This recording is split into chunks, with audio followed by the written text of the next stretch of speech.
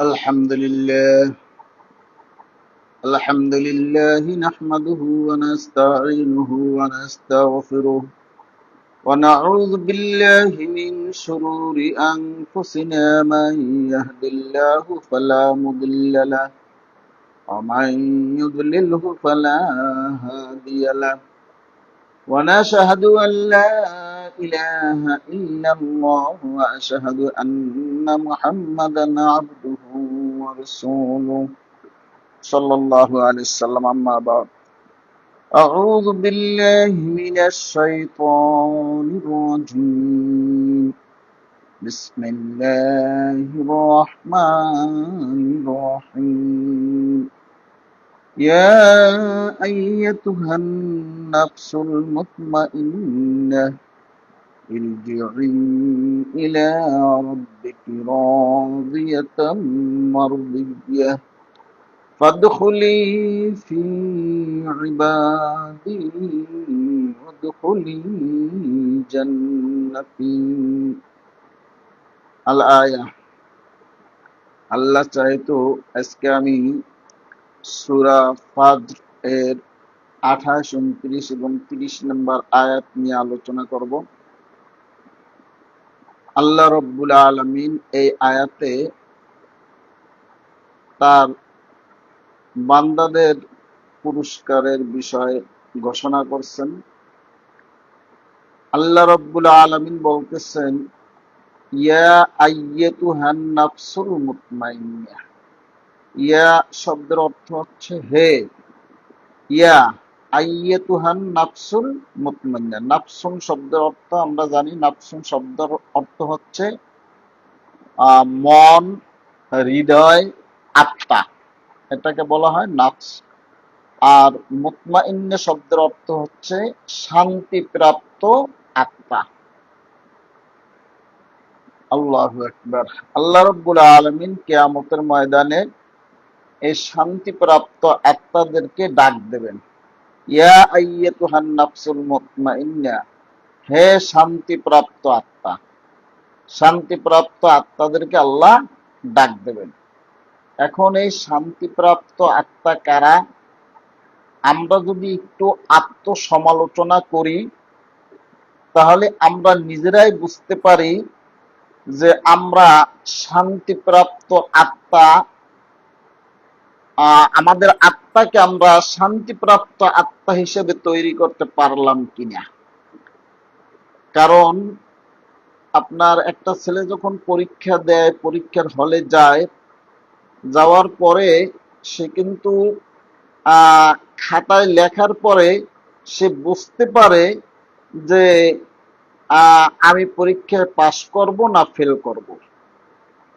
তো আমরা যদি আত্মসমালোচনা করি, আমার নিজের বিষয় আমি নিজে চিন্তা করি, তাহলে আমি অনুভব করতে পারবো যে আমি আমার আত্মাকে মুতমাইন্না করতে পারছি কিনা, অর্থাৎ শান্তিপ্রাপ্ত আত্মা হিসাবে আমি গড়ে তুলতে পারছি কিনা। এটা কিন্তু আমার নিজের বিষয়টা নিজেই বোঝা যায়।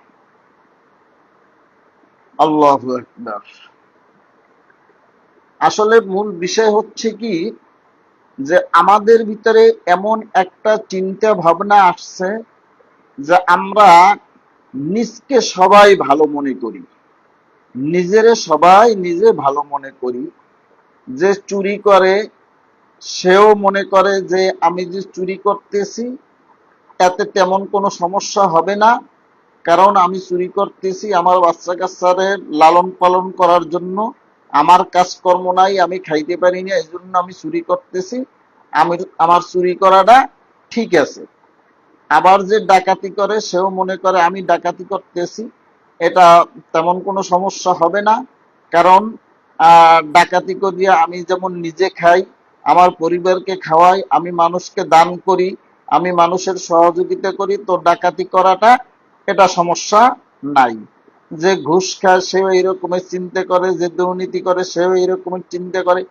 এক কথায় আমরা সবাই নিজকে ভালো মনে করি, নিজেকে সবাই ভালো মনে করি, কিন্তু আমরা যদি আত্মসমালোচনা করি, অর্থাৎ নিজের দোষ ত্রুটিগুলো যদি আমরা একটু খুঁজে দেখি যে আজকে সারাদিনে আমি কয়বার মিথ্যে কথা বললাম, আজকে সারাদিনে আমি কতটুকু ভালো কাজ করলাম, আজকে সারাদিনে আমি কতটুকু পুণ্যের কাজ করলাম, আমরা যদি এইটা মাপি তাহলে আমরা নিজেরাই বুঝতে পারি যে আমরা মুতমাইন্না হইতে পারছি কিনা, অর্থাৎ শান্তিপ্রাপ্ত আত্মা এটা আমরা অর্জন করতে পারছি কিনা। দুঃখের বিষয়, এখন ডিজিটাল যুগ, ফেসবুক, ইউটিউব আমরা দেখি, যখন দেখি একজন নর্তকী একটা বেপর্দা, শরীরের 4/3 তার খোলা, এরকমের একটা মহিলা, সে যখন একজন আলেমদেরকে নিয়ে কথা বলে, একজন আলেমদের সমালোচনা করে, তখন খুব কষ্ট লাগে যে জাহিলিয়াতের যুগে জানাবে রাসূলুল্লাহ সাল্লাল্লাহু আলাইহি সাল্লামের নবুয়তের আগ পর্যন্ত আইএমএ জাহিলিয়াতের যুগ ছিল। ওই যুগেও কিন্তু মানুষ এতটা এতটা খারাপ ছিল না।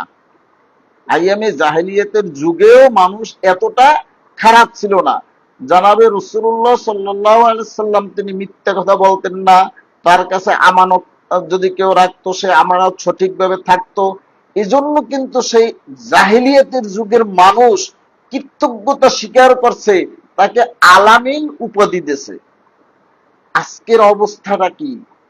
একজন মানুষ সত্য কথা বলবে, একজন মানুষ ন্যায়ের পক্ষে থাকবে, তাকে জঙ্গি বানানো হইবে, তাকে মোল্লা উপাধি দেওয়া হইবে, তাকে ভণ্ড উপাধি দেওয়া হইবে। আশ্চর্য ব্যাপার, আমরা কোথায় আছি? তারপর যখন একজন নর্তকীর কাছ থেকে আমাদের ফতুয়া শুনতে হয়, এইটা জায়েজ নাই, এইটা জায়েজ আছে। ওরে বাবা, তুমি জায়েজ না জায়েজ কি বুঝলা? একজন আলেমের ব্যাপারে তোমরা মন্তব্য করো, কথা বলো, একটু হিসাব নিকাশ করে বলা উচিত। একজন আলেম, সে কোরআনের সাথে সম্পর্ক রাখছে 15 থেকে 20 বছর, এবং বলতে গেলে সারাটা জীবন সে কোরআন হাদিসের সাথে সম্পর্ক রাখছে। সে 15-20 বছর পর্যন্ত মাদ্রাসার বারান্দায় বারান্দায় থাকিয়া মাদ্রাসার ডাল পানি খাইয়া তারপর এলেম অর্জন করছে। তুমি একজন নর্তকী, হ্যাঁ, তুমি একজন দায়ুস, তুমি একজন আলেমকে নিয়ে সমালোচনা করো। আল্লাহু আকবার। সেই আগেকার জমানায় নবীদের উম্মতরা ধ্বংস হয়েছে, কিন্তু তাদের পাপের জন্য যতটুকু তারা ধ্বংস হয়েছে তার চেয়ে বেশি ধ্বংস হয়েছে নবীদেরকে অপমান করার কারণে। আপনারা ইতিহাস জানেন, মুসা আলাইহিস সালামের সাথে ফিরআউন বেয়াদবি করার কারণে দলবল সহ ধ্বংস হয়ে গেছে। দাউদ আলাইহিস সালামের সাথে বেয়াদবি করার কারণে তার উম্মতরা বানর হয়ে গেছে। এইভাবে নিজেরা পাপ করার কারণে যতটুকু তারা ধ্বংস হয়েছে তার চেয়ে বেশি ধ্বংস হয়েছে নবীদের সাথে বেয়াদবি করার কারণে। তো বর্তমান সময় এখন কিন্তু নবী নাই। আল উলামাউ ওয়ারাসাতুল আম্বিয়া, এই কথা কিন্তু আমার বানানো কথা না, কোন মুন্সি মৌলবীর বানানো কথা না, কথা কিন্তু হাদিস এবং কোরআন। যদি আপনি কোরআনকে না মানেন, ব্যাস আপনি মুসলিম থেকে খারিজ হয়ে যান, বের হয়ে যান, কোনো আপত্তি নাই। আপনাকে তো জোর করে কেউ বলে না যে আপনি মুসলমান দাবি করেন। আপনি মুসলমান দাবিও করবেন, আবার কোরআন হাদিসের বিপরীতে কথা বলবেন, এটা তো হতে পারে না। আল্লাহু আকবার। আপনারা জামাত ইসলামের সমালোচনা করেন, আপনারা খেলাফত মজলিসের সমালোচনা করেন, ইসলামী আন্দোলনের সমালোচনা করেন, কিন্তু একবারও কি ভেবে দেখেছেন যে এই জামাত ইসলামের মানুষরা তারা 5 ওয়াক্ত নামাজ পড়ে, জামাত ইসলামের মানুষরা তারা রোজা রাখে। ইসলামী আন্দোলনের মানুষরা তারা নামাজ আদায় করে, তারা রোজা রাখে, তারা হজ করে, তারা যাকাত দেয়। এবং আপনারাই দেখেন বিএনপির আমলে যত ক্রস ফায়ার হয়েছে, একজন জামাত ইসলামের কর্মী তারা কোন অনৈতিক কাজের কারণে তারা ক্রস ফায়ার হয় নাই। ইসলামী আন্দোলনের কোন নেতাকর্মী ক্রস ফায়ার হয় নাই, খেলাফতুল মজলিসের কোন নেতাকর্মী ক্রস ফায়ার হয় নাই, তাদের কাছে কোনো এলএমজি নাই, তাদের শরীরে কোনো দাগ নাই। অথচ আপনারা তাদেরকে যা ইচ্ছে তাই বলতেছেন। আজকে আমার খুব কষ্ট লাগতেছে যে যারা মসজিদের সাথে যাদের সম্পর্ক, কোরআনের সাথে যাদের সম্পর্ক, হাদিসের সাথে যাদের সম্পর্ক, আল্লাহর সাথে যাদের সম্পর্ক, আল্লাহর রসুলের সাথে যাদের সম্পর্ক, আপনারা তাদের সাথে বেয়াদবি করতেছেন। ধ্বংস আপনাদের অনিবার্য, আপনাদের ধ্বংস আসবেই। কারণ আগের জমানায়ও এই নবী রসুলদের সাথে বেয়াদবি করার কারণেই সমস্ত জাতিগুলো ধ্বংস হয়ে গেছে। নূহ আলাইহিস সালামের জাতি ধ্বংস হয়েছে, বন্যায় শেষ হয়ে গেছে।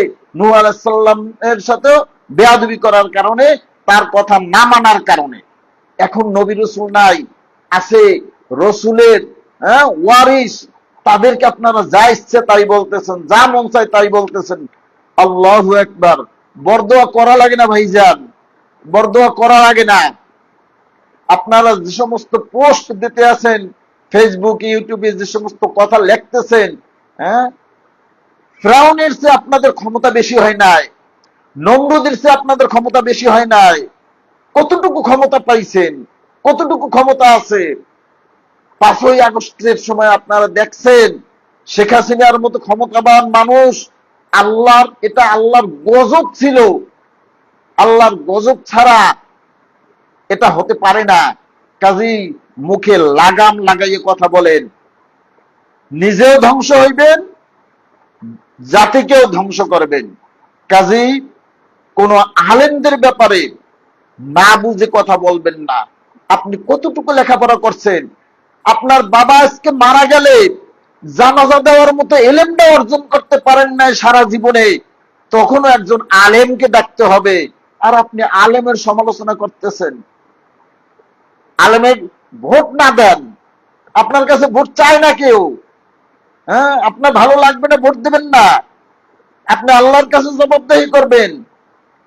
কিন্তু এমন কোনো কথা বলবেন না যে কথার কারণে আপনি নিজেও ধ্বংস হইবেন, আপনার দলকে ধ্বংস করবেন, জাতিকে ধ্বংস করবেন। এমন কোনো কথা কেউ বলবেন না। তো আমি বলতেছিলাম, আল্লাহ বলতেছেন কি, ইয়া আইয়াতুহান নাফসুল মুতমাইন্না, হে শান্তিপ্রাপ্ত আত্মা। এখন শান্তিপ্রাপ্ত আত্মা কারা? শান্তিপ্রাপ্ত আত্মা কাদের হবে? যাদের কোরআনের সাথে সম্পর্ক থাকবে, যাদের হাদিসের সাথে সম্পর্ক থাকবে, যাদের মসজিদের সাথে সম্পর্ক থাকবে, যাদের আল্লাহ এবং আল্লাহ রসুলের সাথে সম্পর্ক থাকবে, তাদের আত্মাই হবে শান্তিপ্রাপ্ত আত্মা। কোথায় আছেন, কি ভাবতেছেন, কি বলতেছেন? আল্লাহু আকবার।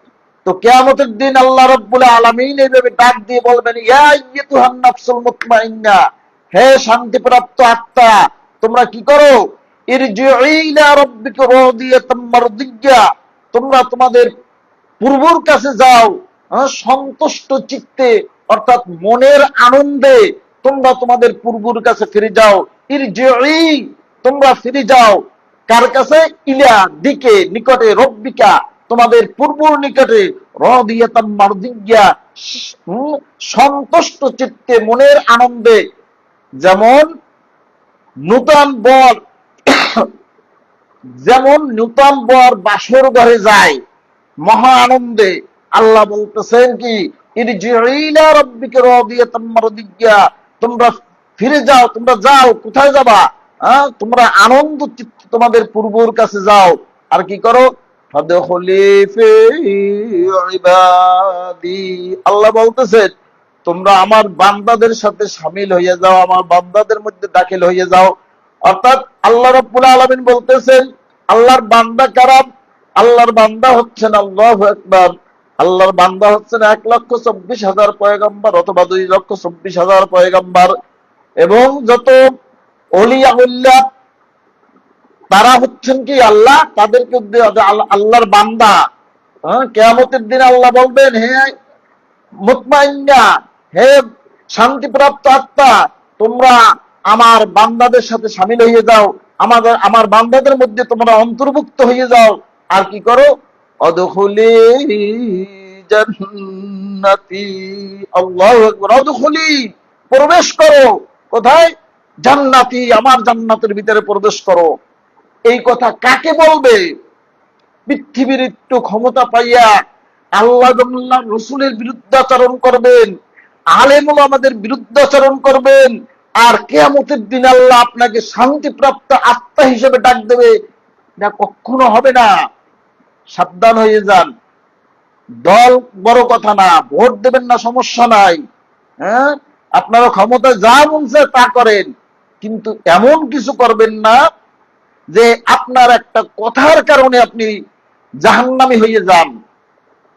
অনেকে বলে আমরা কি কম বুঝি, আমরা কি হুজুর গেছে কম বুঝি? ভাই, কেমনে বুঝবেন?